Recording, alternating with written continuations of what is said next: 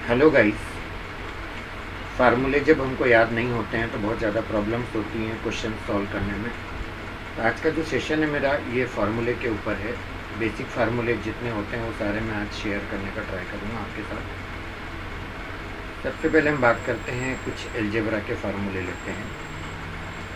ए square minus b square, बहुत simple सा formula है। ये बनता है हमारा a plus b multiplied by a minus b. कई जगह हम इसको अप्लाई करके जल्दी से आंसर निकाल सकते हैं। जैसे कि एग्जांपल में लेता हूँ, सपोज करिए मेरे को 29 को मल्टीप्लाई करना है 31 से, तो मैं 29 को 30 माइनस 1 लिख सकता हूँ और 31 को 30 प्लस 1 लिख सकता हूँ। तो ये मेरा a minus b multiplied by a plus b जैसा बन गया। तो ये मेरा बनेगा 30 का स्क्वायर यानी कि 900 minus 1। So the answer is 899। a plus b का होल स्क्वायर का फार्मूला बनता है a square plus b square plus 2ab। a minus b का होल स्क्वायर यदि है तो उसका हमारा फार्मूला बनेगा a square plus b square minus 2ab। A का क्यूब प्लस बी का क्यूब कहीं लिखा है तो फार्मूला बनेगा a plus b a square minus a b plus b square. और यदि a cube minus b cube है तो फार्मूला बनेगा a minus b a square plus a b plus b square. तो ये हो गया a cube plus b cube और a cube minus b cube. A plus b whole cube एक अलग चीज़ होती है। इसका फार्मूला बनेगा हमारा ए का क्यूब प्लस बी का क्यूब प्लस 3ab ब्रैकेट में ए प्लस बी। और यदि ए माइनस बी का होल क्यूब यदि अपन लेते हैं तो हमारा फार्मूला बनेगा ए का क्यूब माइनस बी का cube minus 3ab multiplied by a minus b. ये हमारे कुछ फार्मूले एलजेब्रा के हो गए। इसके अलावा कुछ फार्मूले और है जो बहुत ज़्यादा वेल नोन नहीं है, लेकिन जैसे ये फार्मूले कंपैरेटिवली ज़्यादा पॉपुलर हैं, आप इनको जानते हैं। कुछ फार्मूले और हैं जिनको हम जानते नहीं हैं, मैं आपको थोड़ा सा उनके बारे में बता देता हूँ। जैसे ए प्लस बी प्लस सी का होल स्क्वायर, ये अपन सॉल्व करें तो क्या आएगा a square plus b square plus c square plus 2ab plus 2bc plus 2ac।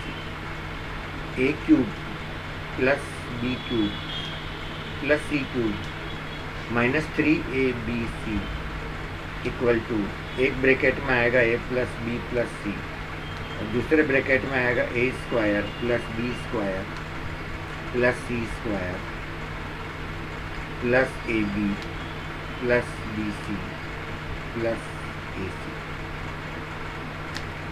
I hope ये बात समझ आई होगी आपको। तो ये मेरा a cube plus b cube plus c cube minus 3abc का फार्मूला बनेगा। Is that clear? अब आपको यहाँ पर कुछ गलत लग रहा है, अपन कई बार चीज़ों को चेक भी कर सकते हैं। जैसे ये फार्मूला मैं बोल रहा हूँ कि इसका फार्मूला ये बनेगा, तो यानी कि इस ए प्लस बी प्लस सी को मैं मल्टीप्लाई करूँगा अंदर, तो मेरे को ये सब मिलना चाहिए, राइट। लेकिन मैं ए को ए स्क्वायर से मल्टीप्लाई करूँ तो ए क्यूब मेरे को मिलेगा, लेकिन ये जो माइनस 3abc है ये कहाँ से आएगा? जब मैं ए को bc से मल्टीप्लाई करूँगा तो क्या आएगा abc, बी को ac से मल्टीप्लाई करूँगा तो abc और सी को ab से करूँगा तो abc। तो अल्टीमेटली मेरे को प्लस abc मिलेंगे 3 बार, जबकि यहाँ पर क्या लिखा मैंने फार्मूले में माइनस 3abc। इसका मतलब समथिंग, कुछ तो गलत है इस फार्मूले के अंदर, राइट। तो मेरे को माइनस के कब मिलेंगे? जब मैं यहाँ भी माइनस ले लूँ, यहाँ भी माइनस ले लूँ और यहाँ भी माइनस ले लूँ। Now this is correct. Is that clear? If a plus b plus c equal to 0, suppose करिए तीनों का टोटल 0 है, a plus b plus c का, तो 0 इंटू एनीथिंग 0 होगा। तो उस केस में क्या बनेगा? ए का क्यूब प्लस बी का क्यूब प्लस सी का cube minus 3abc equal to 0। क्योंकि a plus b plus c 0 है तो 0 इंटू एनीथिंग 0 हो जाएगा। तो ये हो जाएगा a cube plus b cube plus c cube equal to बनेगा 3abc। तो गाइज याद रखिएगा a cube plus b cube plus c cube किसके इक्वल होगा? 3abc के इक्वल होगा। कब? इसकी कंडीशन है if a plus b plus c equal to 0। तो ये कंडीशन याद रखिएगा। तीनों का टोटल 0 है तो ये आंसर में ला सकता हूँ। इसका यूज़ क्या है ये भी मैं बताऊँगा, कैसे इसका हम फ़ायदा उठा सकते हैं। जैसे मैं आपको बोलता हूँ कि 15 का क्यूब प्लस माइनस 12 का क्यूब माइनस 3 का क्यूब कितना होगा, हमें इसको सॉल्व करना है। तो मैं इसको लिख सकता हूँ 15 का क्यूब प्लस माइनस 12 का क्यूब भी वही होगा, एक ही बात है, प्लस माइनस 3 का क्यूब। तब तीनों का टोटल करके देखें आप, 15 माइनस 12 माइनस 3 कितना आ रहा है? 0 आ रहा है। यानी कि a plus b plus c 0 जैसा बन रहा है ये। तो इन तीनों के क्यूब का sum a cube plus b cube plus c cube किसके इक्वल होगा? 3abc। यानी 3 into 15 into minus 12 into minus 3। I hope that is clear. तो हम इस तरह से इस चीज़ को सिंप्लीफाई कर सकते हैं। आप आई होप ये बात आपको समझ में आ गई होगी। अब देखिएगा इसके बाद हम क्या करते हैं, इसको मल्टीप्लाई करना है हमको। तो हम जानते हैं कि ये माइनस और ये माइनस हमारा प्लस हो जाएगा। तो 3 इंटू 15 मेरा हो गया 45 मल्टीप्लाइड बाय 12 3 ज़ा 36, माइनस माइनस तो प्लस हो गया। अब 36 को मल्टीप्लाई करना है 45 से। Clear guys? तो 36 5 ज़ा 180 का 0 आ जाएगा, कैरी ओवर 18 हो जाएगा। और 36 4 ज़ा 144 प्लस 18, तो 144 में 18 प्लस करेंगे तो कितना आएगा? 162। तो माय आंसर इज 1620। ये इस फार्मूले का एप्लीकेशन है जो हमने सीखा है। Is that clear guys? Algebra के फार्मूले भी ख़त्म नहीं हुए हैं, बहुत से फार्मूले होते हैं जिनको अपन यूज़ कर सकते हैं। जैसे यदि x हमारा 0 से बड़ा है तो कोई भी नंबर और उसका रेसिप्रोकल का sum always greater than equal to 2 होगा। मतलब 2 से कम कभी नहीं आ सकता। नेक्स्ट पॉइंट, यदि कोई क्वाड्रेटिक इक्वेशन है तो उसका फॉर्म ऐसा होता है ax square plus bx plus c equal to 0। तो इसके अंदर x का फार्मूला मेरा बनेगा minus b plus minus under root of b square minus 4ac divided by twice of a। एक बार प्लस लेने पर एक आंसर आ जाएगा, एक बार माइनस लेने पर दूसरा आंसर आ जाएगा। और इन आंसर्स को हम लोग बोलते हैं रूट्स, और इनके सिंबल यूजुअली हम लेते हैं अल्फ़ा एंड बीटा। इसके अलावा ये भी याद रखिएगा alpha plus beta equal to minus b upon a, और अल्फ़ा इंटू बीटा कितना होता है? C upon a. और यदि रूट्स दिए हों और इक्वेशन बनानी हो तो भी फार्मूला होता है x square minus alpha plus beta multiplied by x plus alpha beta किसके बराबर होएगा? 0 के इक्वल होगा। Clear guys? तो जैसा क्वाड्रेटिक के अंदर फार्मूले होते हैं वैसे क्यूबिक के अंदर भी होते हैं। यदि इक्वेशन आपकी ऐसी है ax cube plus bx square plus cx plus b equal to 0, तो इसके 3 रूट होंगे अल्फ़ा बीटा एंड गामा। और alpha plus beta plus gamma किसके इक्वल होगा? Minus b upon a. Then alpha beta plus beta gamma plus gamma alpha equal to c upon a बनेगा। और third बनेगा alpha beta gamma equal to minus d upon a. तो ये मेरी 3 equation हो गई जिनसे रूट्स को हम कनेक्ट करते हैं कोफिशिएंट्स के साथ। ये कोफिशिएंट कहलाते हैं ए, बी और सी। अब यहाँ पर भी रूट्स दिए हैं और इक्वेशन बनानी है। If roots are alpha beta gamma then equation is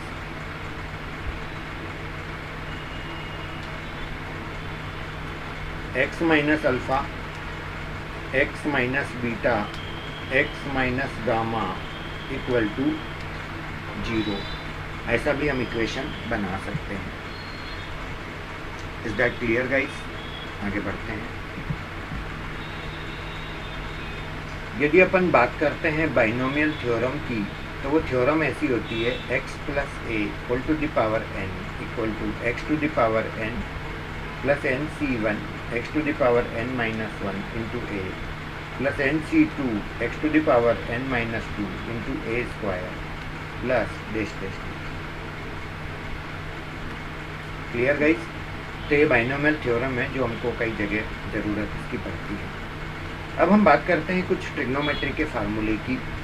तो ट्रिग्नोमेट्री के फार्मूले यदि अपन लेते हैं तो इसके अंदर क्या क्या बन सकते हैं फार्मूले, एक बात समझ लें। ये जैसे एक राइट एंगल ट्रायंगल है, ये मेरा 90 डिग्री का एंगल है, तो इस साइड को हम बोलेंगे परपेंडिकुलर, इस साइड को हम बोलेंगे बेस और इस साइड को बोलेंगे हम हाइपोटेन्यूज, और इस एंगल को हमने नाम दे दिया theta. Now perpendicular upon hypotenuse ये जो एक रेशो होता है जिसे हम क्या बोलते हैं, sine theta. Base upon hypotenuse भी एक रेशो होता है जिसे हम बोलेंगे cos theta. Perpendicular upon base एक रेशो होता है जिसे हम बोलेंगे टेन थीटा। और हाइपोटेन्यूज को परपेंडिकुलर से डिवाइड करेंगे तो ये मेरा बनेगा कोसेक थीटा। हाइपोटेन्यूज को बेस से डिवाइड करेंगे तो ये मेरा बनेगा सेक थीटा। और बेस को परपेंडिकुलर से डिवाइड करेंगे तो मेरा बनेगा कॉट थीटा। तो ये 6 इंपॉर्टेंट ट्रिग्नोमेट्रिक रेशियोज भी आते हैं। साइन थीटा और कोसेक थीटा एक दूसरे के रेसिप्रोकल होते हैं ना, जैसे पी अपॉन एच और एच अपॉन पी। तो इन दोनों को मल्टीप्लाई करेंगे तो क्या आना चाहिए, 1 आना चाहिए। So I get sine theta multiplied by cosec theta equal to 1, cos theta into sec theta, इसका वैल्यू भी आएगा मेरा 1। Is that clear?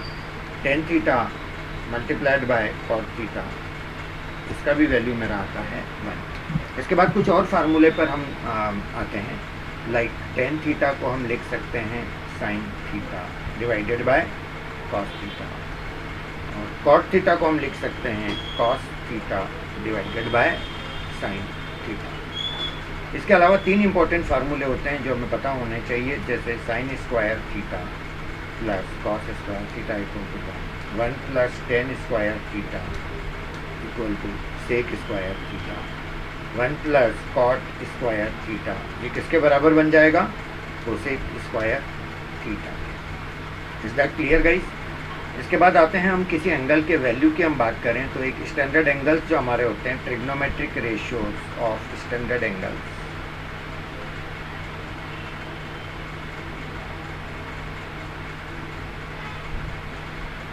अब स्टैंडर्ड एंगल्स कौन कौन से होते हैं उनके मैं नाम बता देता हूँ। 0 degree, 30 degree, then 45 degree, then 60 degree and then 90 degree. ये स्टैंडर्ड एंगल होते हैं, इनके वैल्यू हमको पता होनी चाहिए। अब इसके अंदर जैसे मान लीजिए मैं लिखता हूँ साइन, कॉस और टेन, ये 3 भी हमको पता है तो हमारा काम हो जाएगा, बाकी सारे हम निकाल पाएंगे। साइन 0 डिग्री 0 होता है, साइन 30 डिग्री 1/2 होता है, ये 1/√2 होता है, ये √3/2 होता है, साइन 90 डिग्री 1 होता है। कॉस का वैल्यू भी याद करने की जरूरत नहीं, आप रिवर्स ऑर्डर में लिख लेंगे तो ये बनेगा 1, ये बनेगा √3/2, ये बनेगा 1/√2, ये बनेगा 1/2 और ये बनेगा 0। अब 10 का वैल्यू लाना है, 10 का वैल्यू 10 0 डिग्री लाना तो 0 को 1 से डिवाइड करो, 0 1/2/√3/2 आ जाएगा 1/√3, डिवाइड करेंगे तो 1, ये आ जाएगा √3 और 1/0 आ जाएगा undefined. Is that clear guys? अब ये 3 हमें पता चल गए, तब बाकी के 3 तो ऑटोमेटिक आ जाएंगे, क्योंकि कोसेक किसका रेसिप्रोकल होता है, साइन का। तब जैसे आपको सपोज करो कोसेक का वैल्यू निकालना है तो इसके रेसिप्रोकल करना, सेक के वैल्यू निकालना है तो कॉस का रेसिप्रोकल करना, कॉट के वैल्यू निकालना है तो टेन का रेसिप्रोकल करना। तो इस तरह से आप मैनेज कर सकते हैं। इसके अलावा कुछ फार्मूले और देखिएगा। यदि नेगेटिव एंगल है, साइन के साथ माइनस थीटा है, तो मेरा फार्मूला बनेगा माइनस साइन थीटा। कॉस के साथ मेरा माइनस थीटा है तो फार्मूला बनेगा मेरा कॉस थीटा, क्योंकि कॉस में माइनस का इफेक्ट नहीं होता है। ठीक इसी तरह से टेन के साथ माइनस थीटा है तो मेरा फार्मूला बनेगा माइनस का टेन थीटा। कॉट के साथ माइनस थीटा है तो मेरा फार्मूला बनेगा माइनस कॉट थीटा। सेक के साथ माइनस थीटा है तो मेरा फार्मूला बनेगा सेक थीटा। यानी कि कॉस और सेक के 2 ऐसे होते हैं जिसमें माइनस का इफेक्ट नहीं आएगा, और कोसेक के साथ माइनस थीटा है तो ये मेरा बनेगा माइनस कोसेक थीटा। तो ये 6 फार्मूले आप बहुत अच्छे से समझ लें। इसके अलावा भी कई फार्मूले हैं जो मैं आपके साथ अभी शेयर करने वाला हूँ, जैसे साइन ए प्लस बी। तो ये मेरा फार्मूला बनेगा sine a cos b plus cos a sine b. इसी तरह से साइन ए माइनस बी का फार्मूला बनेगा sine a cos b minus cos a sine b. इसी तरह से कॉस ए प्लस बी का फार्मूला बनेगा cos a cos b minus sine a sine b. और इसी तरह से cos of a minus b का फार्मूला बनेगा cos a cos b plus sine a sine b. तो यहाँ पर उल्टा चलता है, कॉस ए प्लस बी में यहाँ माइनस आएगा और कॉस ए माइनस बी में यहाँ पर प्लस आएगा। अब अपन टेन की बात करते हैं, तो ये मेरा आ जाएगा tan a plus b equal to formula बनेगा tan a plus tan b divided by 1 minus tan a tan b. इसी तरह से टेन ए माइनस बी का फार्मूला बनेगा tan a minus tan b divided by 1 plus tan a into tan. इसके बाद हम आते हैं साइन 2 थीटा का फार्मूला होगा 2 साइन थीटा कॉस थीटा। इसी तरह से cos 2 थीटा का फार्मूला बनेगा cos square theta minus sign square theta. Is that clear guys? इसी को लिखने के 3 तरीके हैं। cos 2 थीटा को मैं 1 माइनस 2 साइन स्क्वायर थीटा भी लिख सकता हूँ, और इसी cos 2 थीटा को लिख सकता हूँ मैं 2 cos स्क्वायर थीटा माइनस 1। तीनों फार्मूले अपनी जगह सही हैं, कोई दिक्कत इसमें नहीं होनी चाहिए। Is that clear guys? अब tan 2 थीटा की बात करें, ये मेरा बनेगा 2 tan theta divided by 1 minus ten square theta. इसी तरह से tan 3 थीटा की बात करें तो tan 3 theta equal to 3 tan theta minus tan cube theta upon 1 minus 3 tan square theta. तो ये हमारे कुछ फार्मूले और हो गए जो सीखे हमने। इसके बाद कुछ और भी फार्मूले ट्रिग्नोमेट्री के हैं जिनका आप इस्तेमाल कर सकते हैं, और मैं फार्मूला बोलूं या थ्योरी बोलूं, जैसे कि trigonometric ratios of allied angles. अब अलाइड एंगल्स हम किनको बोलेंगे वो भी समझ लीजिए।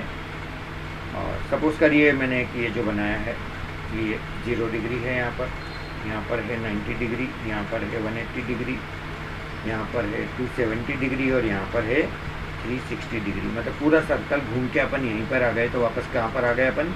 360 डिग्री पर आ गए।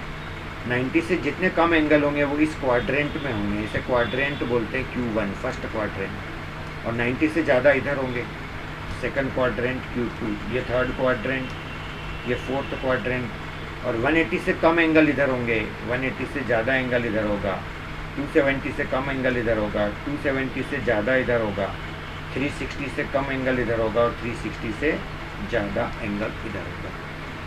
तो अलाइड एंगल्स का मतलब 90 से भी जो बड़े एंगल होते हैं उनको भी हमको रेशो निकालने पड़ते हैं, ट्रिग्नोमेट्रिक रेशोज। तो वो कैसे आएंगे इसका मैं थोड़ा एग्जांपल से आपको समझा देता हूँ।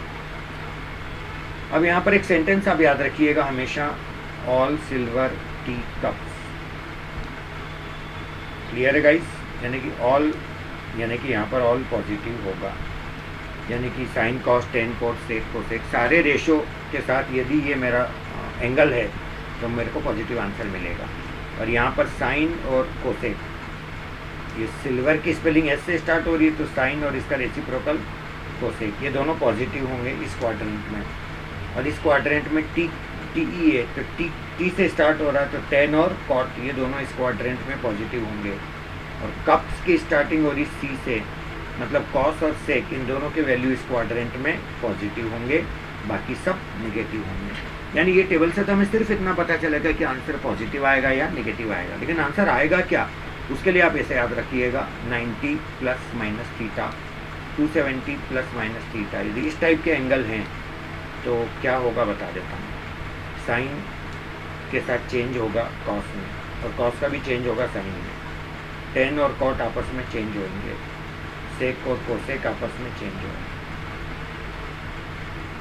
यदि एंगल ये वाले हैं 180 plus minus theta, 360 plus minus theta, तो कोई चेंज नहीं आएगा। यानी साइन के आंसर साइन में ही आएंगे, कॉस के आंसर कॉस में ही आएंगे। इस तरह से आप लिख सकते हैं। Is that clear guys? अब इस पूरी चीज़ को मैंने जो समझाई है, मैं एक एग्जांपल से थोड़ा सा समझा देता हूँ। जैसे एक एग्जांपल में लेता हूँ 10 270 प्लस थीटा। मान लो आपको इसका वैल्यू निकालना है, तो सबसे पहले आपको ये देखना होगा कि 10 270 प्लस थीटा इस पूरे टेबल में कहाँ है। ये रहा 270 प्लस थीटा, कौन से क्वाड्रेंट में? चौथे क्वाड्रेंट में। और ये 10 है, जबकि यहाँ पर तो कॉस और सेक पॉजिटिव होते हैं, इसका मतलब 10 का आंसर क्या आएगा? नेगेटिव आएगा। तो केवल साइन देखने के लिए ये टेबल काम आती है। अब आंसर क्या आएगा वो भी बताता हूँ। 270 प्लस थीटा किस में आ रहा है? इस वाले में आ रहा है, तो यहाँ पर 10 का चेंज कॉट थीटा में आता है, तो यहाँ पर आंसर क्या हो जाएगा? Cot theta. तो इस तरह से ये अपन फाइंड करते हैं। जैसे कोई आपको बोले कि sine 90 plus theta, sine 90 plus theta, 90 plus theta इसके अंदर आ रहा है, यहाँ पे साइन पॉजिटिव होता है तो आंसर आएगा पॉजिटिव। और sine 90 plus theta, 90 plus theta इसमें आ रहा है तो साइन का चेंज कॉस आएगा, यानी कि कॉस थीटा मेरा आंसर हो जाएगा। साइन 90 प्लस थीटा मेरा कितना हो गया? कॉस थीटा हो गया। तो इस तरह से मैं ये अलाइड एंगल्स के वैल्यू का टेबल बना के इनको समझ सकते हैं। आई होप दैट इज क्लियर।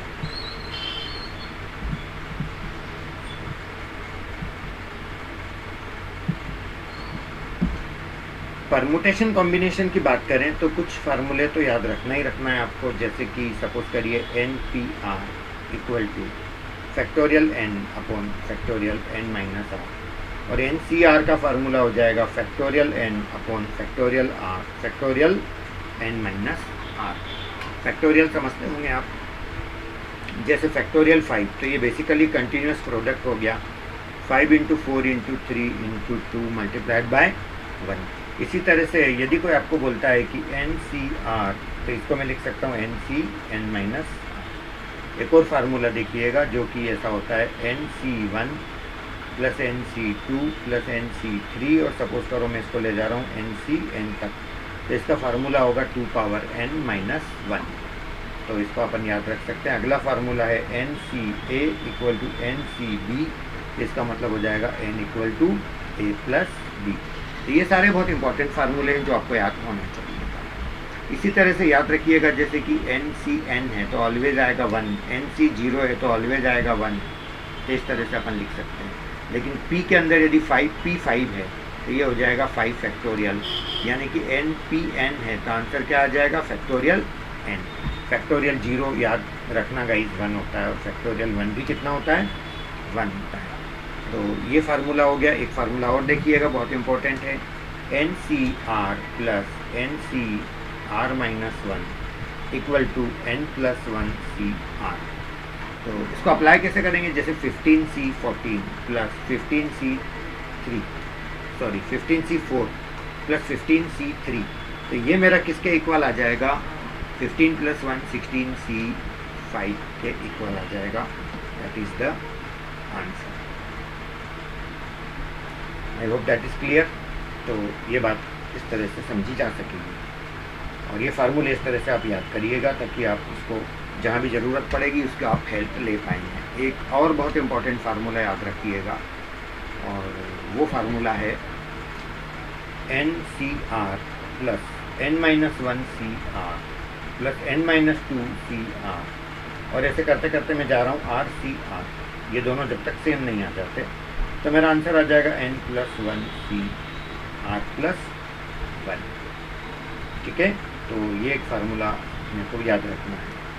कुछ चीज़ें और मुझे याद आ रही जो मैं आपके साथ शेयर करूँगा। जैसे दो इक्वेशन है, एक की इक्वेशन है A1x plus B1y equal to C1, और एक दूसरी इक्वेशन है A2x plus B2y equal to C2। तो ये दोनों पेयर ऑफ लीनियर इक्वेशन है जहाँ पर ये कोफिशिएंट से कांस्टेंट से A1 B1 और C1। इसी तरह से A2 B2 एंड C2, तो A1 upon A2 not equal to B1 upon B2 कहीं मिलता है आपको, तो इसका मतलब होता है no solution, sorry unique solution, मतलब सॉल्यूशन आएगा और पक्के से आएगा। और यदि कहीं ऐसा मिलता है लिखा हुआ A1 upon A2 equal to B1 upon B2 equal to C1 upon C2, तो इस केस में हमें मिलता है मैनी सॉल्यूशंस, बहुत ज़्यादा। और इसी तरह से A1 upon A2 equal to B1 upon B2 is not equal to C1 upon C2 होता है, तो इस केस में हमें कोई सॉल्यूशन नहीं मिलता है, नो सॉल्यूशन मिलता है। इसके अलावा कुछ सीरीज से रिलेटेड फार्मूले होते हैं, जैसे 1 + 2 + 3, ये जा रहा है n तक, तो हम इसको सॉल्व करें तो क्या आना चाहिए, n × n + 1 डिवाइडेड बाय 2। फिर अगला फार्मूला बनेगा 1 स्क्वायर 2 स्क्वायर 3 स्क्वायर, कहाँ तक जा रहा है, n स्क्वायर तक, तो इसका फार्मूला बनेगा n + 1 2n + 1 whole divided by 6।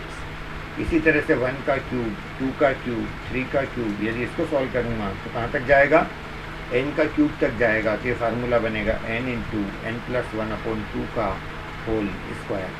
एक फार्मूला और है गाइस, 1 × n + 2 × n - 1 + 3 × n - 2, और ये आपका चला जाएगा सपोज करो n × n1 तक, मतलब ये 1 से चालू हुआ 1 2 3 n तक गया, और ये उल्टा चल रहा है n n - 1 n - 2 1 तक गया, तो इसका आंसर आएगा n × n + 1 × n + 2 whole divided by 6। तो ये फार्मूले इस तरह से आप याद करेंगे तो काफ़ी कंफर्टेबल रहेगा आपके लिए। और फार्मूले मेरे को कुछ याद आ रहे हैं, अरिथमेटिक प्रोग्रेशन और ज्योमेट्रिक प्रोग्रेशन के। अरिथमेटिक प्रोग्रेशन में अरिथमेटिक मीन जो होता है वो होता है b = a + c/2। कोई टर्म निकालना हो तो उसका फार्मूला होता है a + n - 1 multiplied by d। सम निकालना हो तो फार्मूला होगा Sn = n/2 2a + n - 1 multiplied by d। और इसी तरह से सम निकालना हो तो हम उसको ऐसा भी लिख सकते हैं n/2 प्रोडक्ट में क्या आएगा, a + l, l का मतलब लास्ट टर्म। तो ये तो बात हो गई AP की। यदि मैं यही बात GP में करूँ तो यदि ABC GP में है तो जो ज्योमेट्रिक मीन है वो हो जाएगा A और C के प्रोडक्ट का स्क्वायर रूट। इसमें भी TN यानी कि AN निकालना है, nth टर्म, तो AR पावर n - 1, और इसमें भी सम का फार्मूला होता है A × R power n - 1 divided by R - 1, और इसमें भी इनफाइनाइट टर्म्स का टोटल होता है A/1 - R। तो R का वैल्यू कितना होना चाहिए, <1 होना चाहिए। तो इस तरह से हम इनफाइनाइट टर्म का टोटल ज्योमेट्रिक प्रोग्रेशन के अंदर कर सकते हैं। Is that clear guys? Infinite GP का सम होगा A/1 - R। ठीक है, तो ये बात हो गई, AP की बात हो गई, GP की बात हो गई। इसके अलावा कुछ और इम्पोर्टेंट फार्मूले जो मेंसुरेशन के होते हैं वो आप याद रखिएगा। सबसे पहला फार्मूला होता है क्यूब का। ये 3D फिगर जितने भी होते हैं इनके फार्मूले याद रख लीजिएगा। ऐसा शेप होता है क्यूब का, और क्यूब का जो साइड है वो A मान लेता हूँ मैं, तो इसका जो एरिया है वो हो जाएगा 6 × a², और इसका जो वॉल्यूम है वो हो जाएगा A का क्यूब। Is that clear? एक होता है क्यूबॉइड। अब क्यूबॉइड जो होता है वो कैसा होता है उसका भी डायग्राम मैं आपको बता देता हूँ। ये ऐसा होता है, इस टाइप का। तो क्यूबॉइड के अंदर लेंथ, ब्रेड्थ और हाइट 3 चीज़ें होंगी, तो A, B और C ये 3 चीज़ें होंगी जो पिक्चर आप देख रहे हैं। तो क्यूबॉइड का जो सरफेस एरिया है वो एरिया हो जाएगा twice of AB + BC + AC, और इसी तरह से जिसका वॉल्यूम हो जाएगा वो हो जाएगा ABC। तो इस तरह से अपन क्यूब और क्यूबॉइड की बात कर सकते हैं। इसके बाद आते हैं अपन स्फीयर के ऊपर। यदि मैं स्फीयर की बात करता हूँ तो ये मेरे को मिलता है ऐसा, है ना। स्फीयर ये जो 3D पिक्चर है, इसका सरफेस एरिया की बात करता हूँ तो 4πr², और वॉल्यूम की बात करता हूँ तो क्या बनेगा 4/3πr³। और हेमीस्फीयर की यदि मैं बात करता हूँ तो मेरा जो हेमीस्फीयर का फंडा है वो ऐसा बनेगा, ये आधा कर लो इसका, मतलब ये ऊपर वाला पार्ट मेरे को नहीं लेना है। Is that clear?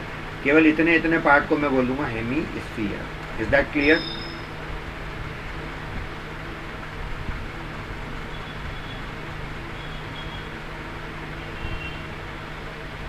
ये मेरा पार्ट हेमीस्फीयर है, केवल इतना वाला।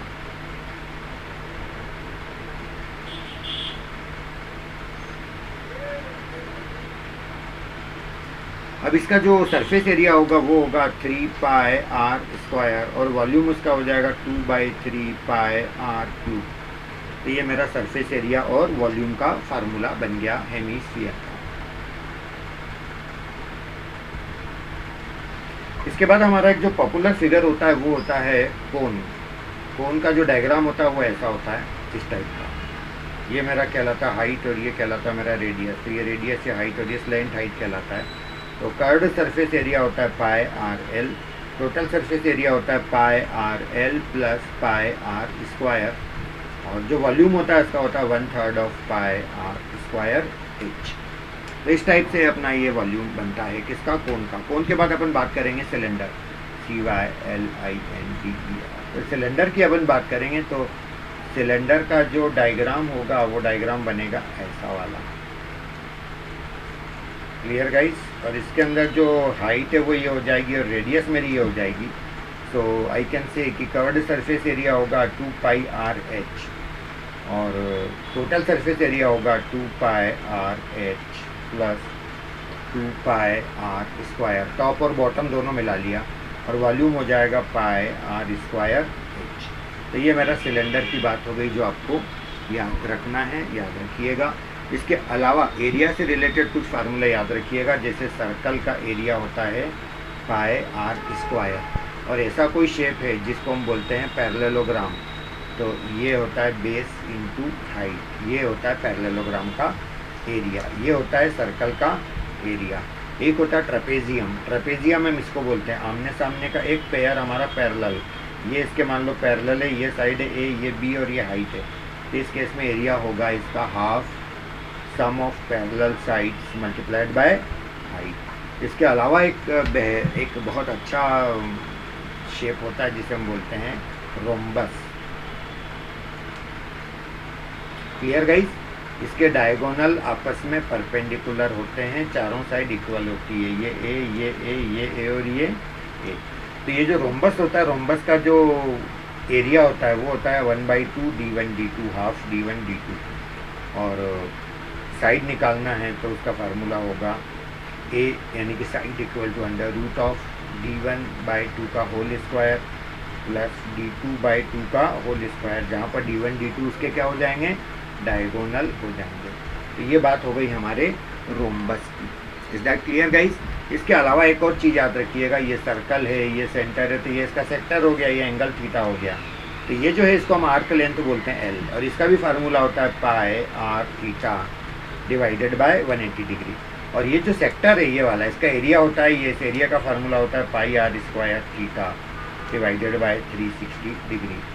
तो एरिया को मैं एल आर, इसको ऐसा भी लिख सकता हूँ, pi r theta by 180 into r/2। Pi की जगह पाई आ गया, आर इंटू आर स्क्वायर आ गया, थीटा की जगह थीटा आ गया, 180 2 360। तो मैं इसको लिख सकता हूँ a इक्वल टू LR/2, क्योंकि ये जो मेरा चीज़ है ये किसके बराबर है, आर्क लेंथ के बराबर है। तो इस तरह से हमें कई बार क्वेश्चन से सॉल्व करने में इन चीज़ों की ज़रूरत पड़ती है। तो गाइस चैनल को सब्सक्राइब करिएगा, चैनल पे बने रहिएगा और टाइम टू टाइम आपको और अच्छे वीडियोस मिलते रहेंगे। आज का वीडियो तो कुछ भी नहीं, सिर्फ मैंने फार्मूले उन बच्चों के लिए जिनको फार्मूले याद नहीं रहते, बार बार इनको देखते रहिएगा तो आप फार्मूले बहुत अच्छे से याद रख पाएंगे। आई hope that is clear. Thank you so much, have a nice day guys.